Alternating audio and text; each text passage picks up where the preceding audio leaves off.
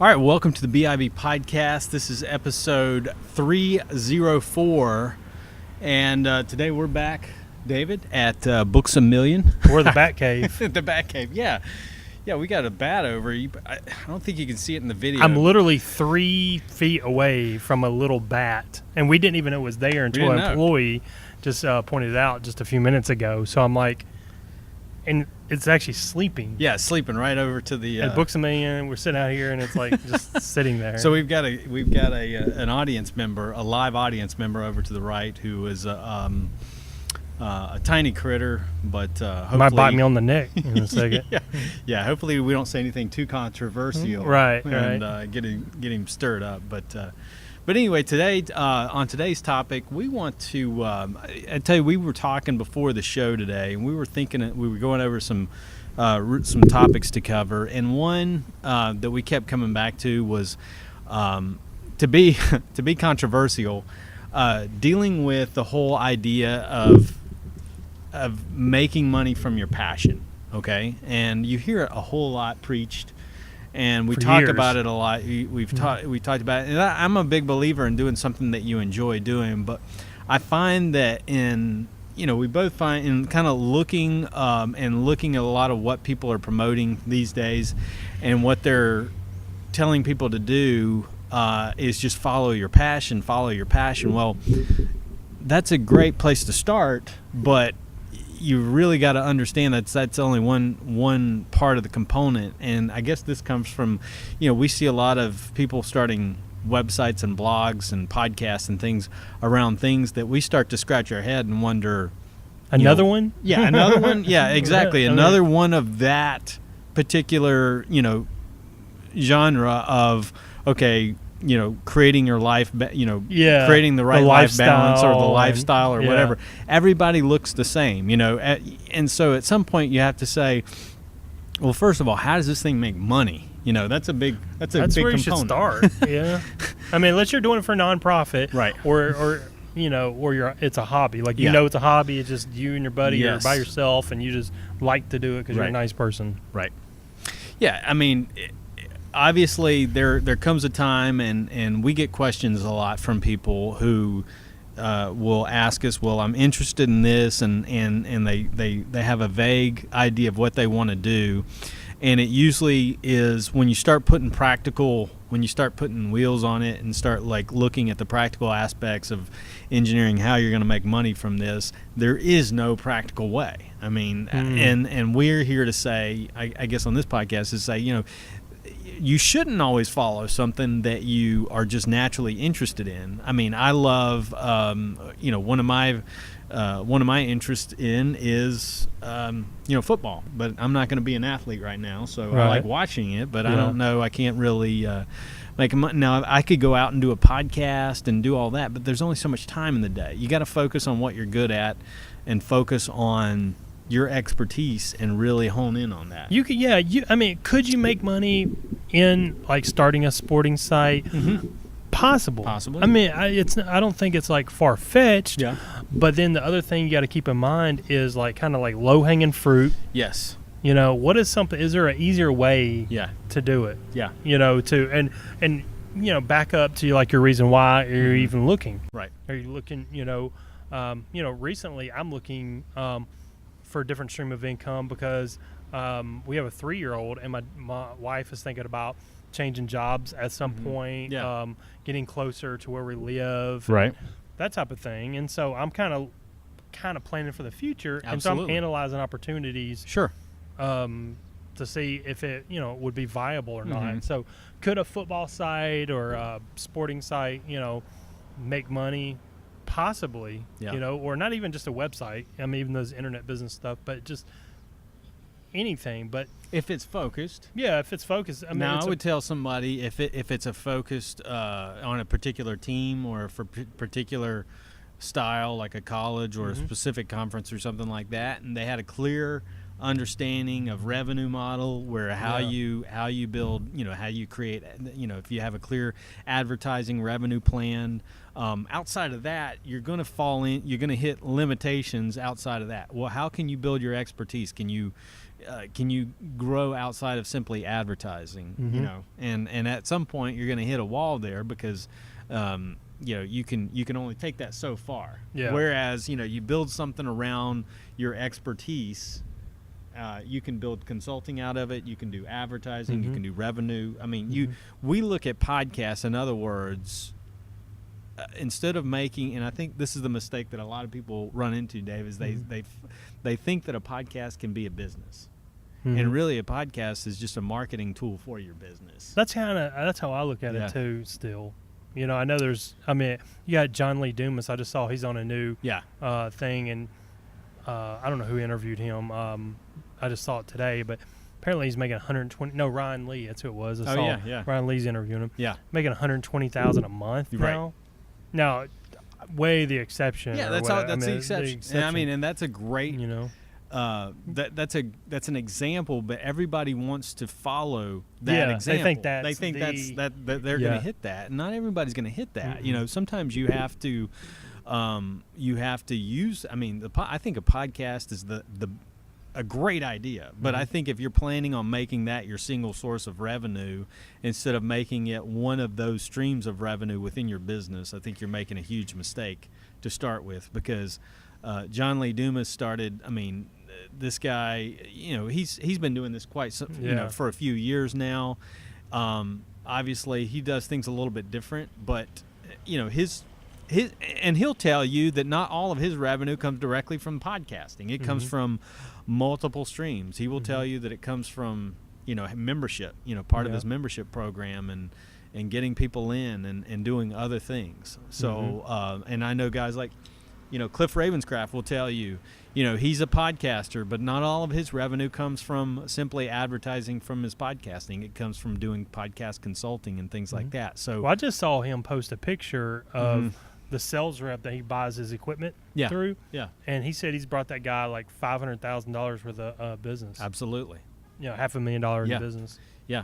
And that's been another big source, you know, having that stream in his business that he's been able to send this guy to, but also he's made quite a bit of money off of that from his commissions. I think where this starts, and you know, I would say I've kind of been there. I definitely had the conversation in my mind, but of where people are struggling, it's like they think they're not good at anything. Yeah.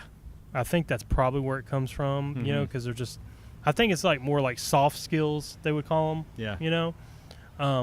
But I would challenge you to try to like just do an analysis of like what you've done. You know, first of all, really what you like. Yeah. And you could use word passion. I mean, if that's more extreme, but like or passionate about, start there. Because you may be able to find something that, you know, the bottom line is it has to be like an emotional problem that people have. Yeah. And you got to offer a solution. That's why people hand you money. Absolutely. So, like, when you're looking at all that stuff, just say, hey, does what I'm offering, you know, fill an emotional need, an unmet need? Yep. If it doesn't, or if it's like a stretch, you know, then I would put that to the side and then keep just dissecting, you know? Yeah. I mean, you know, you guys, like, I forget football because I'm not a sports fanatic or anything like that, but I know you live in Knoxville or whatever, so all y'all are, or whatever. Country right there. Yeah. So you got sports. I know you guys are like eat really healthy. I know you know Rachel's like doing a diet stuff, and y'all. I mean, I always get information from you. Yeah. You know, about certain things I don't even know, and about that. I know you research gold. I mean, like, these are just things that financial, like, I know. Financial stuff. Yep. Like, I know there's things that I know about you or whatever, and it's like, analyze those different things and say, would I be interested in trying to, like, make money from this? Right. Now, here's another question you got to think about. Would it corrupt it? And I know there's a quote. I can't think about it, but would it corrupt it I know where you're going with this. If I, you know, like this hobby, if I actually started making money from it, would I dislike it? Yeah. Would it turn something that I truly love into just another job for me, you know, if I start going down that path? Because, like baking cakes. If you love baking cakes as your passion, then all of a sudden you start making money, that joy or whatever. Yeah, you might be miserable about it. You got to analyze that. Right. That's what I would say. Like, don't, I know it can be frustrating, but I feel like, I don't know, maybe it's because we're junkies and we've been doing this for so long, but that's what I've always done my whole life and still do, is try to think about my low-hanging fruit and what I like, what I enjoy talking about, what I enjoy doing. Yeah. I look at my actions, Yep. you know, and, you know, I look at that and I say, okay, can that be profitable? Can it be profitable? Yeah, I mean, I think you have to have you have to have obviously you have to have some interest, because you're not going to stick to it. There's that stick-to-itiveness that you have to have, and if you really are interested in it, if you have a passion for it, then that's going to be part of it. But the other two things that people often neglect is, does it make money, and is there a hungry market for it? And so those two factors are often neglected, because they think, if I'm passionate about it, other people are passionate. Well, that's not necessarily true. You got to start. That's where you do your market research and do a little bit of checking and research online to see what's selling, that are similar to your ideas. And if there's nothing, then that's a red flag, because I always hate to hear the term that this is the brand new idea and no one's doing anything like it. Because unless you're like Steve Jobs or something, right, like the rare bird, like I'd rather have somebody already cut the path and I just model absolutely that. He was a rare bird because he didn't do market research, because he thought if he liked it, then everybody else will, and he just happened to be right. In his case, that's a rare thing. I mean, there's tons of examples or whatever. I remember Jeff Bezos, and he doesn't do it anymore, but in the early internet, founder of Amazon, man, there's always an article ripping on Amazon. Oh yeah. Like back in the, I guess 2000s. Yeah, in the 2000s, it was like always ripping on, and now there's the Amazon effect, you know. But and so he was a leader or whatever, But again, another extreme example. Yeah. Of that, but make sure, like, when you're looking at, so we're talking about a need. Also look at how many buying units there are, and are they easily identifiable. Always use the example of, if you're trying to market to left-handed women that like to knit, if you can't find them, or it's very hard to find them, and reach them, then that's not a good market. That's terrible. So think about it from that aspect. And here's the thing: we're not just like saying this stuff. This is the exact conversation we're having, because Jonathan and I we're just talking out like another podcast for a niche that most people don't even think about or whatever. It's not even something the average person would think about, but it's we're just kind of talking it out of what that looked like.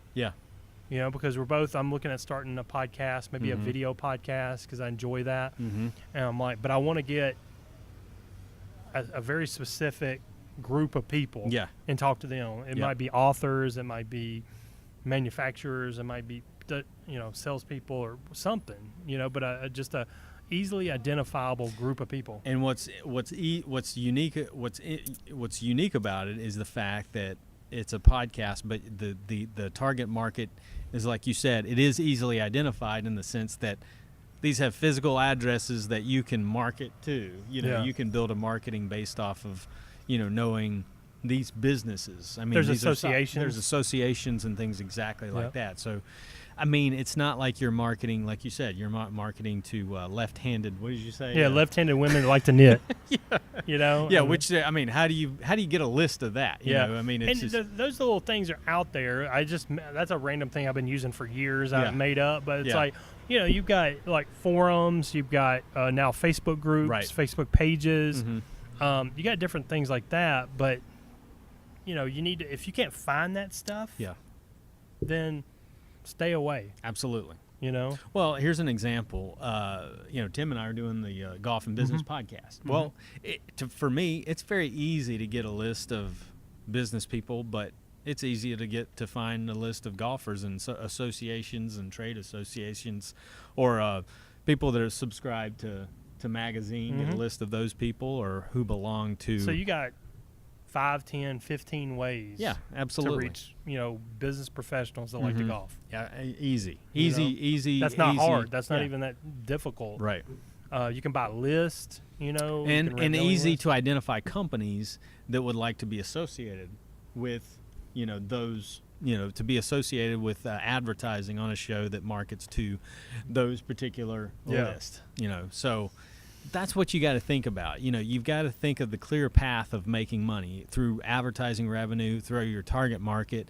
And then also, what a lot of people forget, Dave, is the upsell or the back end. Mm-hmm. People think that they never have a back end offer in place. In other words, if you got your podcast, but what are you ultimately marketing?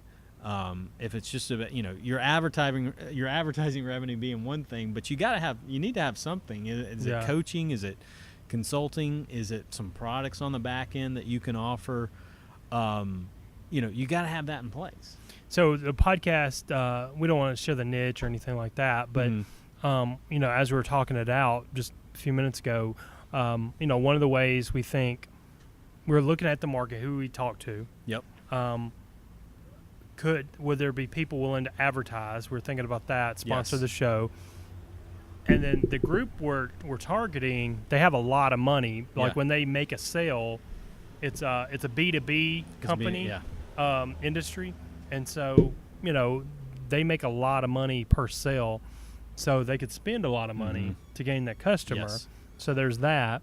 And then also, and it's an industry that is a lot of money is wasted in advertising and traditional methods, and that's one thing that I look for is companies that are wasting money in traditional advertisings like print, like magazines, which it depends on.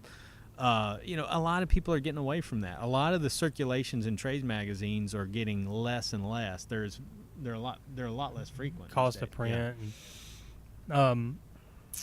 And the other thing that we're thinking about is, the back end is selling products and services to this, group of people. Right. So Jonathan and I, in this case, would sell marketing services to these group of people. Right. And we know that they buy that type of stuff. Yep. And we know that they can afford us easily. Absolutely. We're not talking about like little $500 sales or anything like that. Yeah, there's budget. There's actually budget line items for these companies to do to spend, or they lose it, a lot every year. So, so that's an example of how we're talking it out and saying, okay, what does that even look like? Who would actually hand us money? Because we're not getting younger, so we want to you want to maximize the most that you can out of it, and so we feel like this particular niche, they have a bunch of money, and so that means less advertisers that we need to make really good front end income.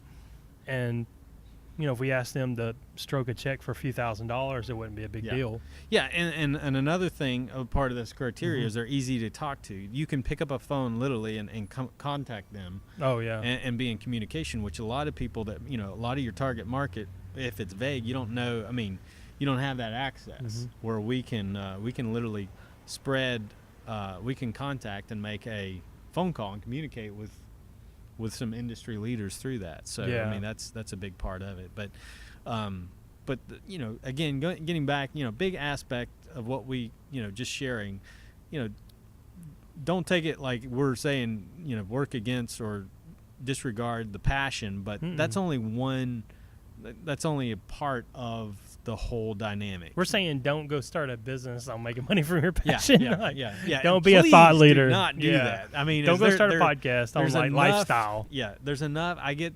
We have probably seen enough lifestyle or how to become your, how to lead the life that you want. All that. I think there's enough 4-hour work week knockoff podcasts and blogs out there that we don't need another one. But and that's not to knock on those, but just to say, what, start something in your own expertise. I don't care what it is. What have you been doing the last 20 years before you started getting in and decide, hey, this looks like a cool thing to do.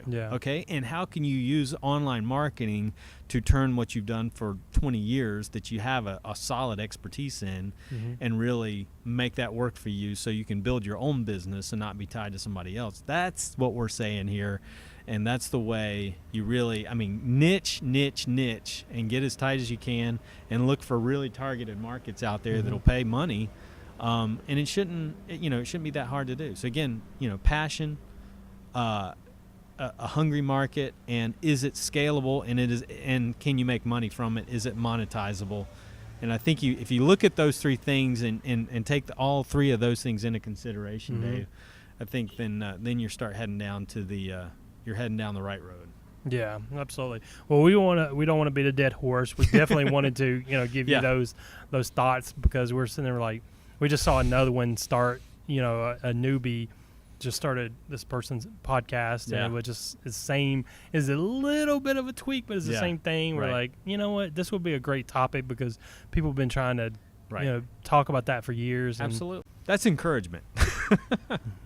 Hopefully you'll take those words, but that's all we have today. So take those into consideration. Again, expert, not only your passion, but also, is it scalable? Can you make money from it? Is there a market for it? And then, are they easily identifiable? Yeah, exactly. So that's all we have. Cool. Well, the next show, if Jonathan and I have a white, pale complexion, that bat bit us and we turned into a vampire. So you'll find out if I still have a tan, or if I'm white as a ghost next time.